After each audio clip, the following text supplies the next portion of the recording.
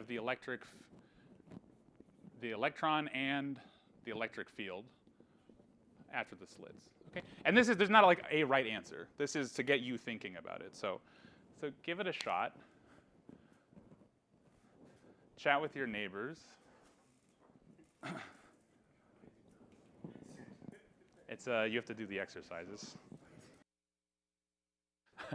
Okay, so I heard a lot of. I think everybody kind of converged on some version of the answer I was looking for. So,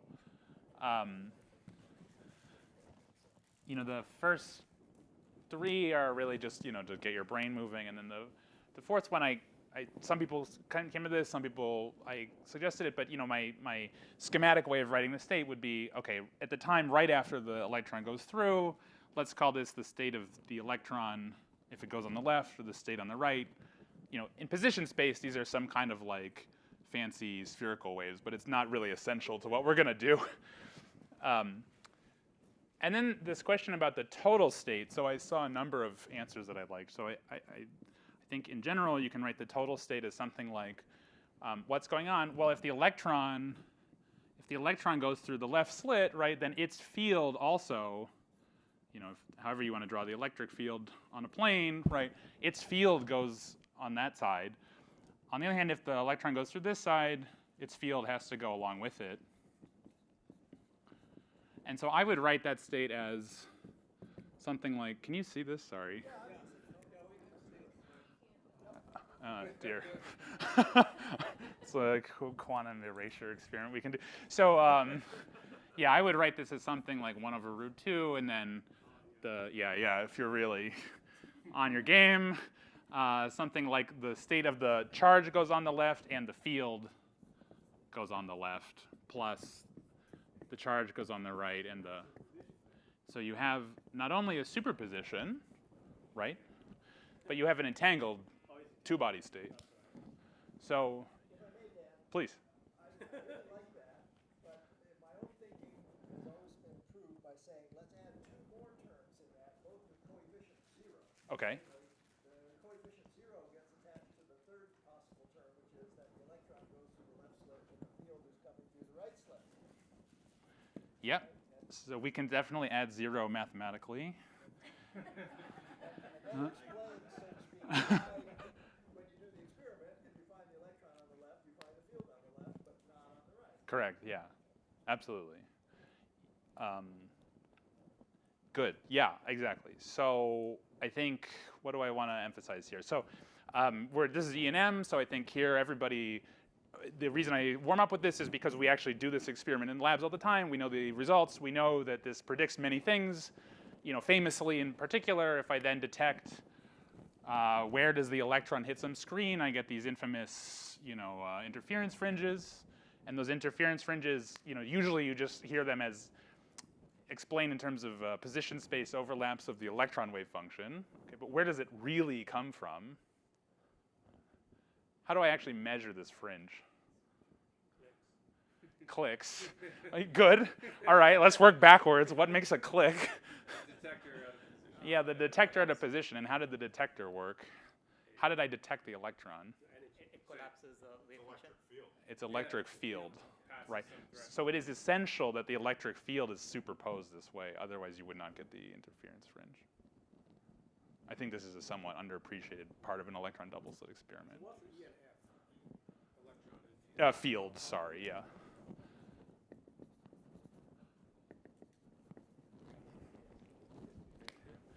Okay, so I want to just to restate that. What this one thing that you learn from the electron double slit is that the electric field is superposed. It's quantum mechanical degree of freedom. You write a ket for it. It can be entangled with something like the electron.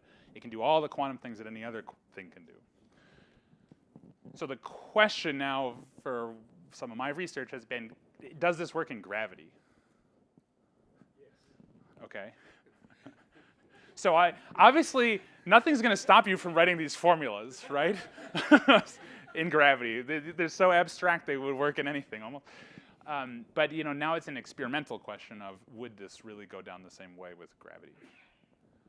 Okay. So are there questions? Obviously, this should be interactive. So if there's questions. we've done this in gravity. Have we? I thought there were single electron double slit experiments, and I assume they happened on Earth. Ah, yes, True? that's true. Okay.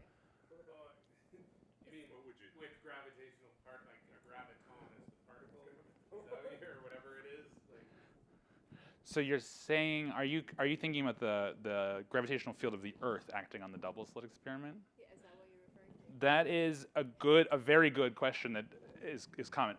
That has been done, and with other things like neutrons and things. What would that tell you about gravity? Not much. Kind of agree. In a very concrete mathematical sense, what happens is that Earth creates this huge gravitational field that acts the same way on both branches of this state. And so it might at most put a phase on this wave function. So what's going on there is you have one gravitational field configuration. Here, what we have is a superposition of two Coulomb fields. And the question is, can that be done in gravity? Can I superpose, say, the Newtonian potential of something? So would you need like a detector that clicks through detecting the gravity of the thing that Yeah, comes through? exactly. Much like this thing that we just heard about for 3 hours. Gravity is a wave, right? It's not particle, right? What we don't technically know is sort of the pitch here, but again, I think you should, for the kind of regimes of gravity we're discussing here, which is going to be things in tabletop scales, gravity is just electromagnetism. It's exactly the same conceptually. So you have like the Coulomb field, the 1/r field. Gravity has the 1/r Newton field. There's electromagnetic waves / photons. There's gravitational waves / gravitons. Yeah. Exactly. Are you satisfied by the answer to that? I'm okay with where we're at. Okay. So the experiment we would really like to do is take the Earth and superpose it in two locations and then measure its field. That's what I'm trying to get at. We don't know what happens then. here we just throw the Earth at some slits. Like, get on it. Let's see. Okay, yeah, good. So this is just summarizing what I just said, but with a cool picture on it. So yeah, so the exercise is supposed to show that the electromagnetic field is quantum. You can superpose it. And the question we're going to ask is, can the gravitational field be put in quantum superposition? And how would you actually measure it? And this is my cartoon answer to these questions. So I have a charge and its field, and then I superpose the charge in two places, and there's its field going along for the ride. The picture is from a lab of a guy in Vienna named Markus Asselmeyer, who has been really trying to do this in real life for 15 years, and hopefully within about 15 years we'll get it done. But this is like the kind of device you might want to have in mind when we're talking here. So that's a levitated silica bead, small optomechanical system actually. So it's sort of like LIGO in the sense that it's a mass and you shine light on it to measure where is it. It's not at all like LIGO in the sense that it is being optically suspended in a tweezer. It's held in a cryogenic environment. It's actually, sorry, that's in room temperature, but and that thing's mass is like a microgram or something. It's way, way smaller than a LIGO mirror. But that's the kind of mass I think you should have in mind when we draw these pictures. Okay, this is a little harder. This will require some actual calculation, and this will take longer. But I want to get you to think about how would I create this kind of a field state in gravity. And I'm taking, sorry, it's cutting off the citation. This proposal, this scheme and the numbers are taken from a real paper in PRL with 1,000 citations, so I didn't make it up. Here's the idea. So we want to take a mass instead of a charge, and we want to send it through something like a double slit experiment. So how would you really do this? So this nice proposal in that paper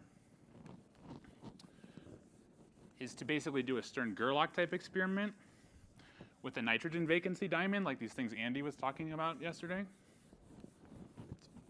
Nice tie-in to what we've already learned here. Okay. So if you weren't here, you forgot, okay, a nitrogen vacancy centered diamond, for the purposes of this lecture, is a rock of mass m. And we're going to take an idealized one which has exactly one nitrogen vacancy in it. So there's some spin system in the middle of this thing, okay? And the spin system couples to the location of the mass. So Andy he kind of brushed this under the rug actually, but very importantly, the vibrations of the crystal are coupled to the spin. Okay. So really you should just have in your mind that this is a big neutron. It's an electrically neutral object with a spin that it couples to its center of mass, degree of freedom, okay. Just like a neutron. Okay, so the first exercise is just simple, just to get you thinking about the scales we're going to be discussing. So the first exercise is just calculate the gravitational field of this object, where I took m to be 10 to the negative 14 kilograms. So that's some sort of like mesoscopic envy diamond. What's the gravitational field at a millimeter? Okay. The much harder exercise that will take real work is 2 and 3, okay? So how would I superpose this? What I'm going to do is I'm going to polarize the spin so that it's polarized, let's say, sorry, how do I want to draw this? Let me take this thing and shoot it through a magnetic field with a gradient. So this is a field, let's call this the z-axis. And this field has a large gradient in the z direction. This is a Stern-Gerlach measurement. And that will split the wave function up if I send in a state where it is polarized, say in the x direction or the y direction. Right, so Stern-Gerlach famously gives you something schematically of the form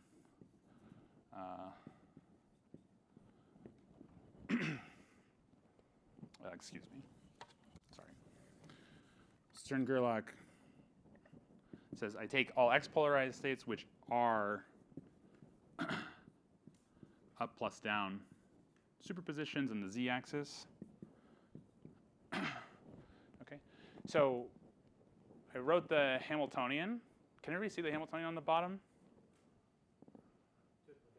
Yeah, the potential, right? So you know, again, this is why I said people need to pair up with physicists. So a physicist should be able to guide you through the calculation of take this thing, send it.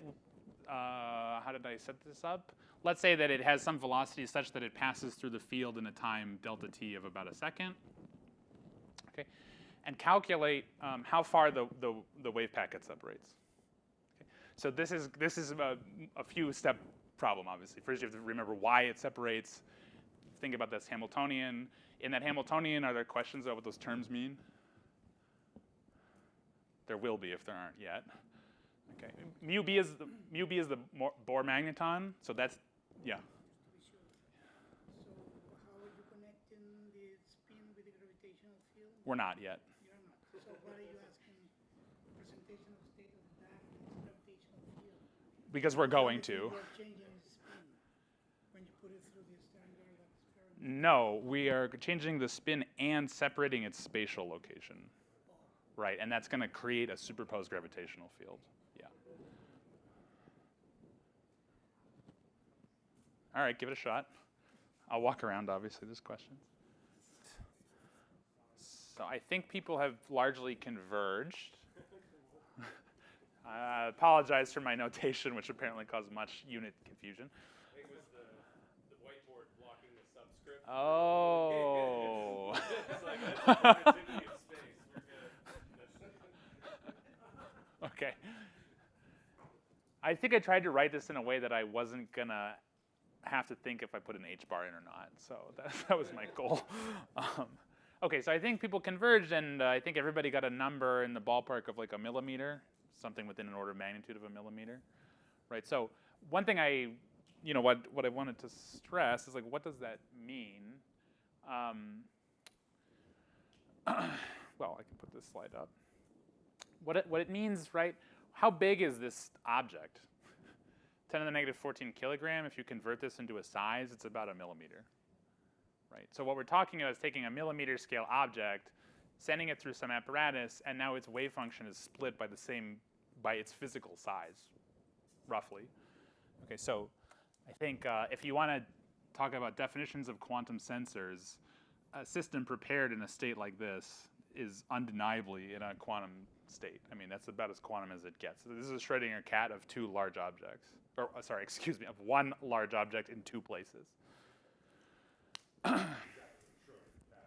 Exactly. It's entanglement between the state of the atom and the state of the cat. Good.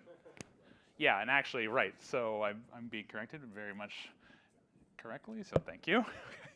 You're in a state of this form, and then what's the gravitational field doing, right?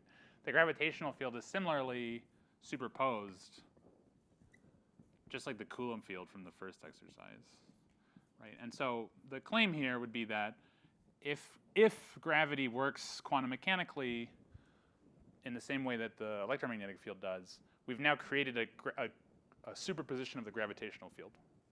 Which, if you want to say it in a more romantic term, I mean, I'm like a hard-nosed scientist, but like if you want to think of it poetically, I mean, you're talking about taking space and time and superposing its state quantum mechanically. You've taken space-time and put it in a totally non-classical state, which would be crazy, right? So no one's ever done this, or no one's ever demonstrated that they've done this by measuring it, which is the next goal. Okay, but I think it's a good time to sort of think about that for a second. Like, is that interesting? Do people have questions about that? Yeah. So, clicks. So, like, in this, what's the idea of, like, how you would click? So, like, you would then, I suppose, to demonstrate this, have to measure which position it was in, which is you just threw something heavy, which one did it hit?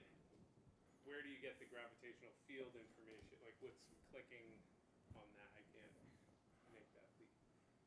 Well, I think that's the cryptic reason for question one on the sheet. When I make it correct, at millimeter scale distances, this diamond creates a gravitational field of the order 10 to the minus 18 meters per second squared, which sounds really hard to detect.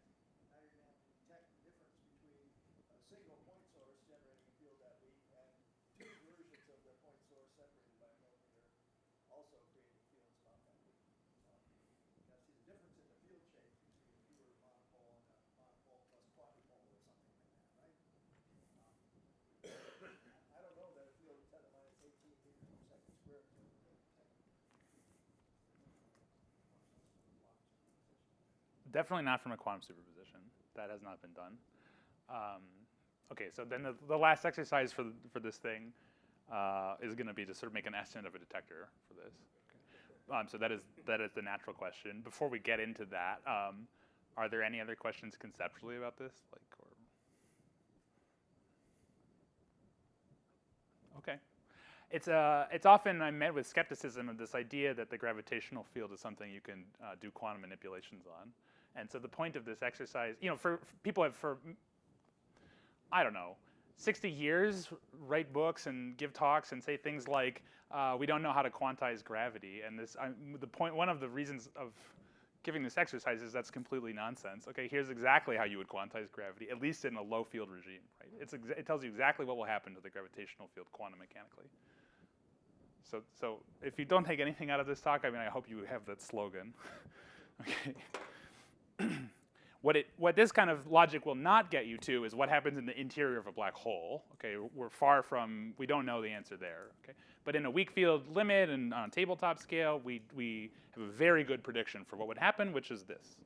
Okay, and then the question is now just a hard-nosed experimental one, which is can I actually detect that and make sure I do know that is the right answer. And as this little discussion was alluding to, we are going to get deep into the realm of quantum sensing now, because how the hell do you measure a field of that strength? Okay, last exercise. I don't know, do you want to break or do you want to go for this? Because after this, it's just sort of like a choose your own adventure. I can talk about stuff sort of after the break. It will not last an hour. You want to do this first? Okay. Just suffering right away. I wouldn't use the word suffering. Enjoyment. Good, okay. All right, so since I knew Vicky was going to talk before me, I thought, well, what better detector of gravitational fields has man ever produced than LIGO. So let's imagine trying to detect this with a LIGO-style detector. Okay. So what I mean by that is, let's imagine that this is happening on this axis. And just this is not the optimal way to do this measurement, but this is a way to think about it. Let's suppose that I just hang. Oh, it's going to be hard to draw this. Okay, my axes are not good for what I want to do.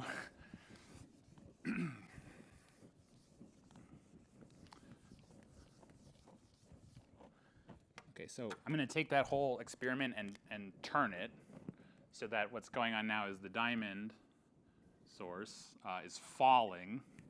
Okay, so we're in the Earth's field, and like I'm in a drop tower, so I just drop the diamond through Stern-Gerlach. Right, here's the B field.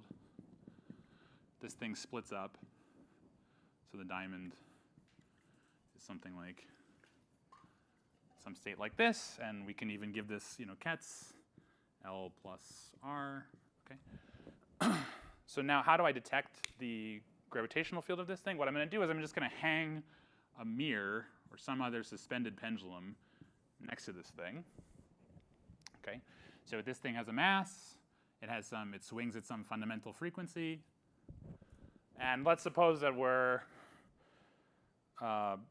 modern quantum limited experimentalists. So let's say that I can cool this thing to its motional ground state, and I can look for very small changes in its quantum mechanical position state.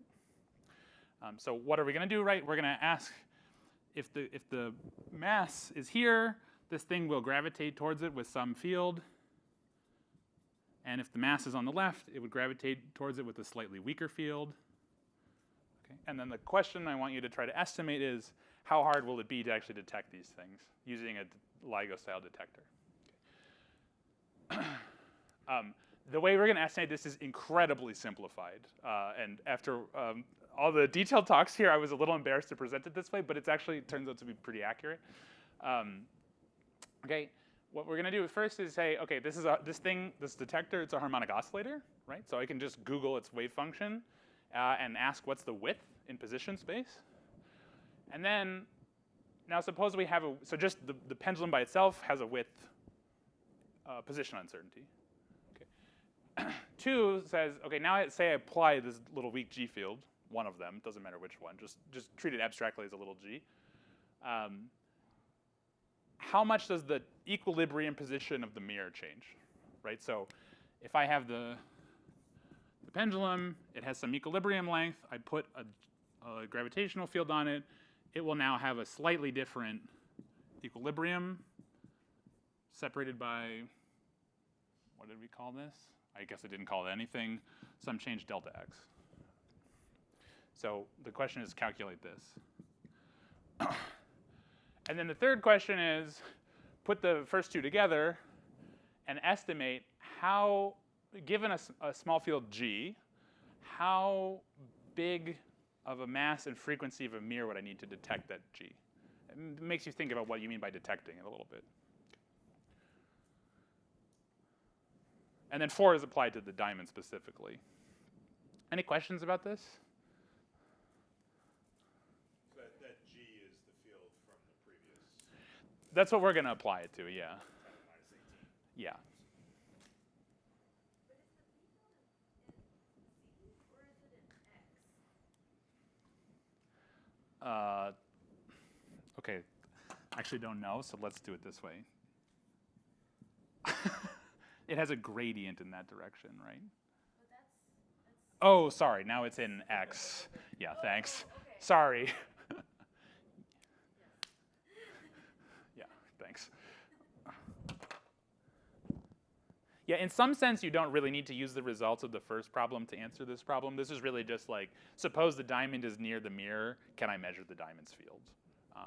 But if you want to really think it through, then you can ask, can I measure the superposition? It's a little bit harder.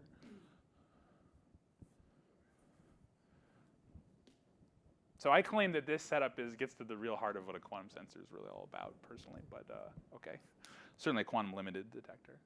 Any questions about this setup?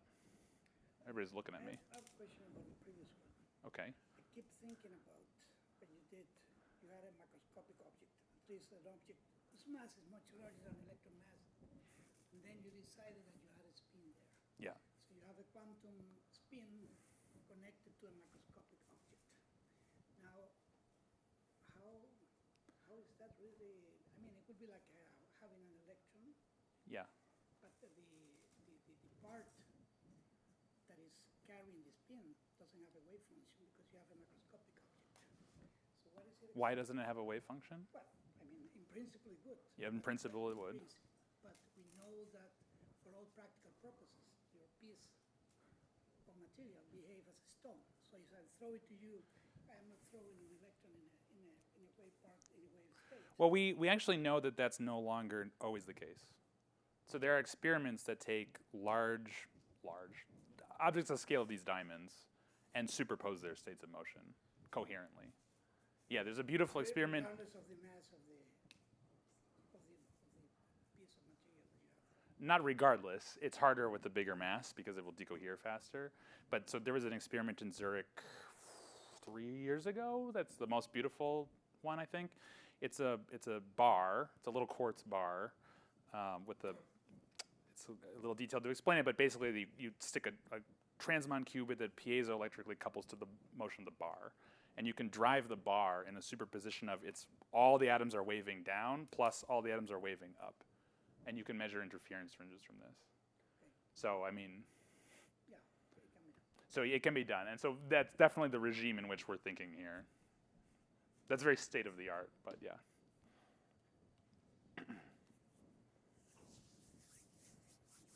Please.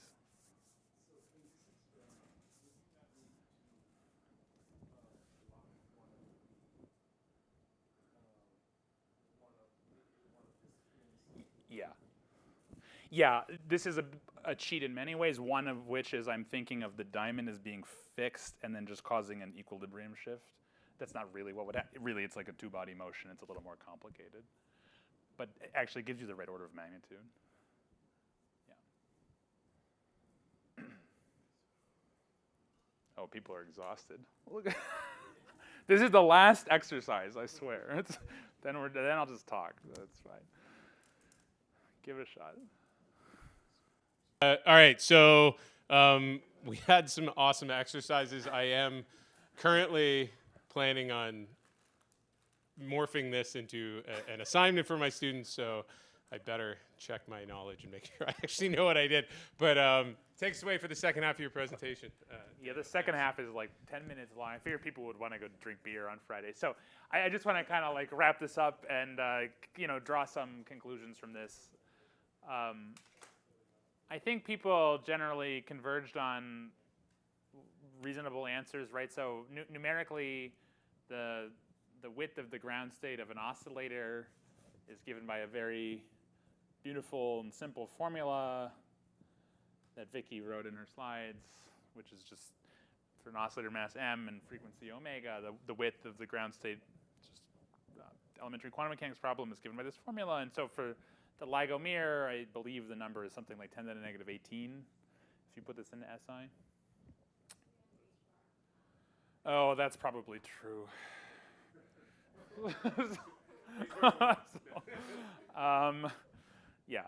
So in SI, in the end, it's something like 10 to the negative 18 meters, and this is the standard quantum limit that Vicky was talking about. So it's a different way of thinking about the standard quantum limit. So here we're taking the mirror motion and asking what's its ground state. Vicky was saying if I operate the light in a certain limit, then the position uncertainty I infer is given by a formula like this. The fact that those are the same is not at all obvious, but it is a fact. What the SQL, one way of thinking about it for those learning quantum sensing is, the SQL is the statement that you can measure, continuously monitor a degree of freedom at its ground state uncertainty. It's a good way to think about what it means. And then, yeah, for this little g thing, I think with the diamond numbers, the answer for the shift was something like in this ballpark. I don't know, what did you guys have for an actual number, the equilibrium? Also about that. 10 to the negative 18 meters. So, what do you conclude? Okay, so again, since this is like a tutorial, it's worth just saying the way you want to think about this, right? So what you're doing, what I'm asking is, saying that you have the mirror suspended, right? It's at some position x, which we're going to measure by sending light, right? So this thing is at x. So it has a wave function, psi of x, which is some Gaussian with a width given by this ground state formula, right? And then what I'm saying is apply a small field little g to this. What happens? The mirror shifts its equilibrium by some amount delta x. Sorry, by some amount, let's call this little delta x. Right? So how big does it have to be measurable? Again, a simple way of thinking about quantum sensing is I have a detector. The detector has a quantum uncertainty in it. To see a signal, to sort of order 1 signal to noise, what I need to do is change the state of the quantum system such that it goes into a state that's distinguishable. So in other words, under the equilibrium, under the gravitational field, you want the equilibrium length to shift such that the Gaussian ground state is separated by an amount, delta x, sort of order bigger than the uncertainty in the initial state. Right? This is like the actual core of quantum sensing. You have a device, it has some quantum state, and you need to act with a signal that puts it into a distinguishable quantum state. That's the real meat of quantum sensing. It has nothing to do with qubits or entanglement. So there's my propaganda since other people gave theirs. Right? So that's sort of the estimate you're implicitly making in this slide. Okay, so then, in terms of cool experiments you could consider doing, what does this mean? Can you actually do this? So this whole thing I outlined, right? Take a diamond, superpose it, put it next to LIGO, see the LIGO mirror move. Numerically the answer is like maybe, but like, okay, you can interpret things at order 1 here. But I think the way I would propose looking at this is you can't do it exactly with LIGO, but you can. It's not crazy. It's not some kind of like outlandish space age, never possible situation. So I'm claiming you can really measure a quantum state of prepare and measure a quantum state of a gravitational field. That's the pitch here. You can't do it today, but it's something that people are actively working on, and this is why, because these numbers work out like this. Yeah, so let me just put a little meat on that. So you might ask, how realistic is this? Okay, so can anybody identify a problem with the protocol we did? Simpler, the better. Okay, so yeah, so I think exactly the most immediate problem was I said, how do I estimate G? I said, put the diamond at 1 millimeter. Okay, where's how big is a 40 kilogram mirror? It's like 10 centimeters wide. So 1 millimeter from the center is here. And that actually won't cause any gravitational effect on this object at all by Gauss's law. So I cheated by making the gravitational field arbitrarily bigger than you would really be measuring. So you'd actually need it to be out here. There's another more subtle issue. I said that you have to take the diamond, right, and you're going to put it through some B field, and then it's going to split. And I said what I'm going to do is have this fall through the magnetic field for a time of order 1 second, right? And now it's going to be superposed. So is that realistic? There's a lot of experimentalists in the room who should just be screaming immediately, right? Why is that not real? I mean, it collapses into one of those, right? It doesn't remain superposed. Why? Because when we measure it, it collapses. Well, you would like that to be the answer, but there's a much more painful answer. You wish you would measure it and then collapse it. Then you'd be winning. What actually happens if you try to do this? Yeah, why? Oh, the lifetime of the spin. Actually, for an NV, it's plausible. Okay. Yeah, so that, of the many problems you will have, that is not one of them. But it will decohere. What would cause this to decohere? Do people know what decoherence means? Decoherence means that the superposition will collapse into just a 50-50 classical probability distribution. Why? Magnetic field noise Magnetic field noise in the gradient would be a problem. That's a pretty big gradient, a pretty long distance. Pre- Where does it lie? Yep. I would that. Randomly getting pinged by other, I don't know. Yeah. Good. So there's just random photons in the room. So if a photon hits this, what happens?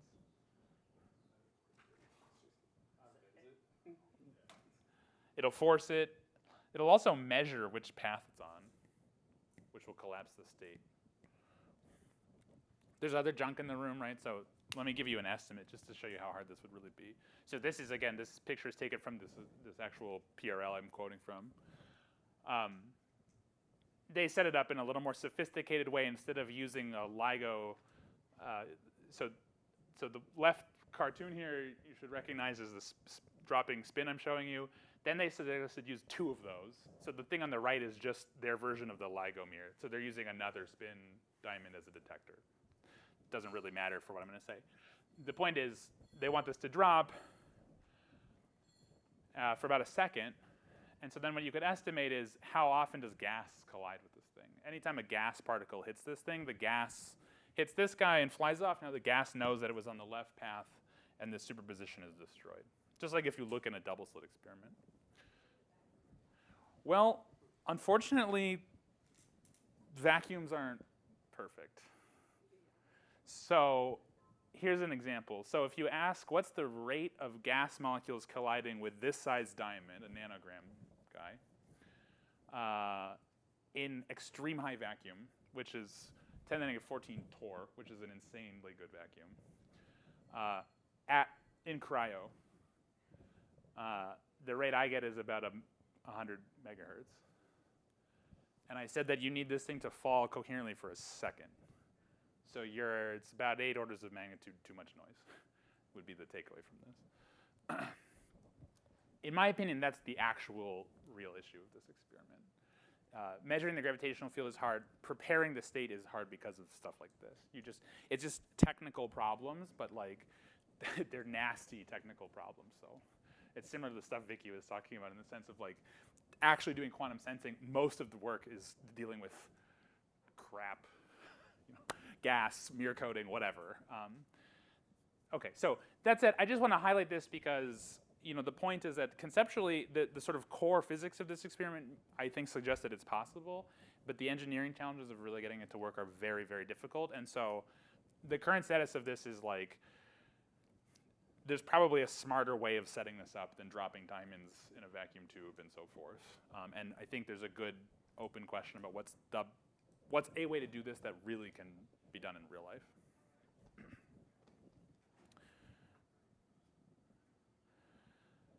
I thought this would be a cool thing to end with. So this is the state of the art in terms of measuring small gravitational fields sourced by masses.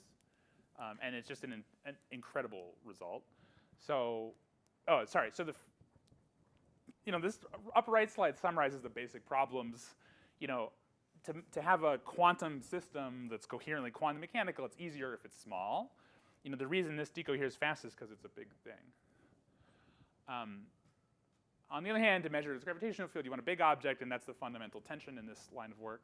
So the top thing is the biggest mass that I know of to have been superposed to date. So this is, Vicky and I were just talking about this. My understanding is this is a virus molecule, this little green and yellow stick thing.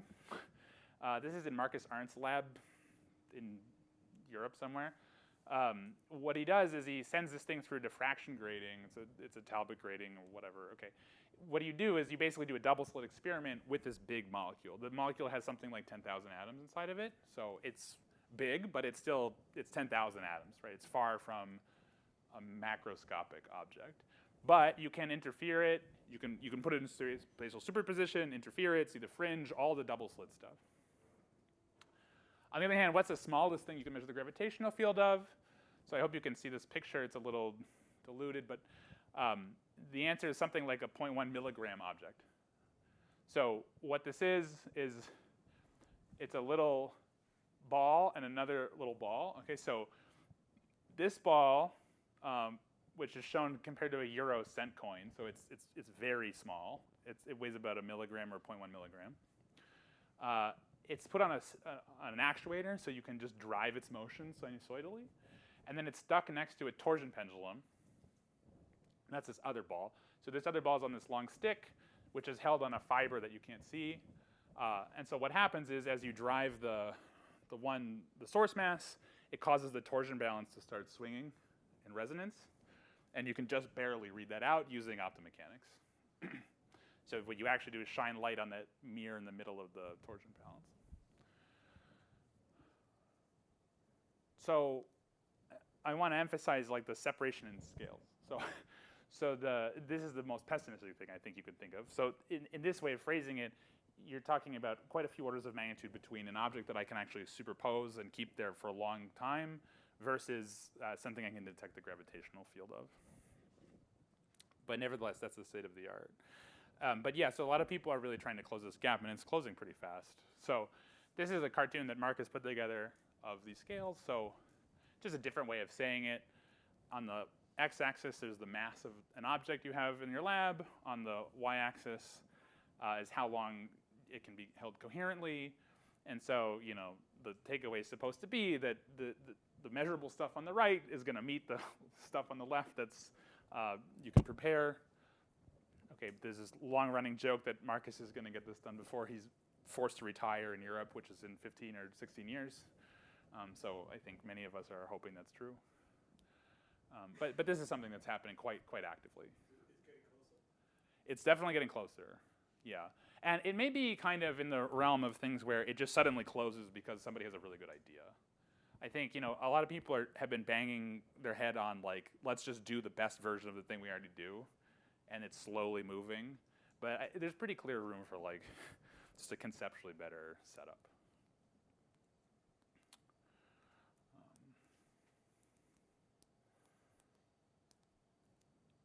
I think given that it's Friday afternoon, I personally am cool ending here. I had like options for other things we could talk about, but maybe we could just have a free discussion if people want to. And I mean, does that work?